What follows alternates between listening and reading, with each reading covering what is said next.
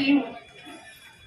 इस मंच पर बड़ा नेता नहीं है, कोई बात नहीं, कोई अफसोस नहीं, लेकिन कभी सोचा है आपने उन बड़े नेताओं को बड़ा बनाने वाला नेता वो मेरे साथ है, और वो है यहाँ की जनता, यहाँ के नागरिक, क्योंकि उनके बिना बड़ा नेता नहीं बनता है। सजरुन्निसा मुश्ताक शेख, महापरिवर्तन पैनल धापेवाडी की सार्वत्रिक निवडणूक 2023 की नामांकन महिला सरपंच की पद के लिए उम्मीदवार हूँ।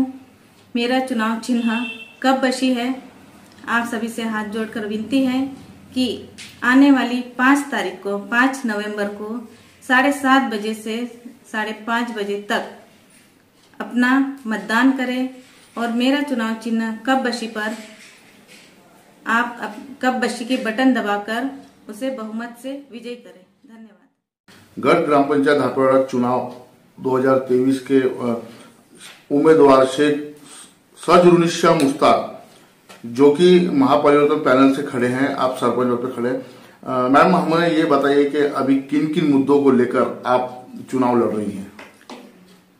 सबसे पहले तो जो ये गढ़ ग्राम पंचायत धापेवाड़ा है, यहाँ पे जो विकास को लेकर, और विकास क्या चीज है ये मुझे बताना है लोगों को।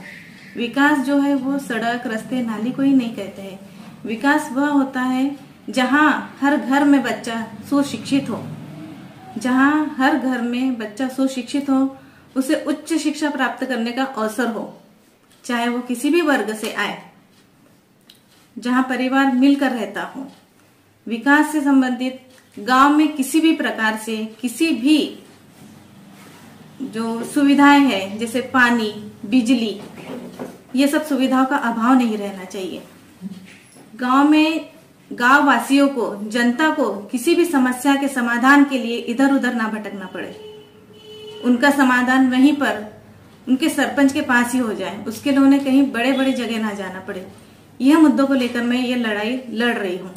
आप इसके पहले भी यहाँ के सदस्य रह चुके हैं। किन किन बातों का विकास रहेगा किन गांव में, और किन किन जो बचे हुए काम है जो उनको पूर्ण करना चाहिए? देखिए, पिछले 5 सालों से जब से मैं यहाँ पे सदस्य, वार्ड नंबर 5 से मैं सदस्य पद के लिए चुनकर आई हूँ, उससे पहले गांव में पानी और बिजली की काफी अभाव था। हमारा मेन उद्देश्य यही था कि जब भी हम अगर चुनकर आते हैं तो सबसे पहले हम गांव में पानी की व्यवस्था करेंगे, और भगवान के आशीर्वाद से वह पूरा भी हुआ है। पानी की पिछले 5 सालों में कोई किल्लत नहीं रही, कोई कमी नहीं रही। पर मतदार बंधुओं का क्या एक संदेश देना चाहूंगी? देखिए, धापेवाड़ा जो है वो एक विदर्भ का पंढरपुर नाम से जाना जाता है। यहाँ के जो लोग हैं सभी समभाव रहते हैं। यहाँ पे दिवाली, ईद, सभी चीज मनाई जाती है। इसके पहले भी मेरे ससुर जी गफ्फार भाई शेख अलग अलग वार्डों से चुनकर आए हैं। तो यहाँ पे ऐसा कुछ ये नहीं है कि यहाँ पे जाति भेद आए या पार्टी भेद आए, ऐसा कुछ यहाँ पे है नहीं। यहाँ की जनता इतनी सक्षम है, समझदार है, जो सही निर्णय लेती है, सही व्यक्ति को चुनती है। इस बार ऐसा हुआ है कि सही व्यक्ति का चुनाव ना होने के कारण इस गांव की जनता के लिए, इस गांव की भलाई के लिए, इस गांव के विकास के लिए मैंने ये कदम उठाया है। महिला सशक्तिकरण के लिए और महिलाओं की जो सरकारी योजना है और महिलाओं के रोजगार के लिए आप क्या करना चाहोगे?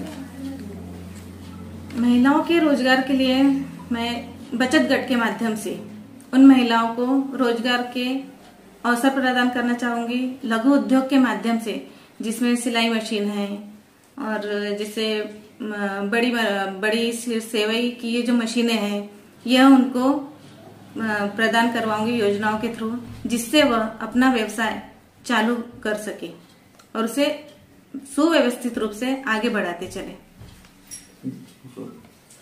जैसे कि देखा गया आपके वार्ड में काफी समस्या है, खासकर अगर हम बात करें बिजली की समस्या, तो सरकार वैसे भी किसानों को 8 घंटे बिजली देती है। इसके ऊपर आपकी क्या सोच है और क्या होना चाहिए? क्या किसानों के लिए समय बढ़ना चाहिए या फिर बिजली पर्याप्त मिलनी चाहिए? बेशक उन्हें बिजली पर्याप्त मिलनी चाहिए और जो बिजली का समय है वह भी बढ़ना चाहिए, क्योंकि ये गांव है, ग्रामीण क्षेत्र है।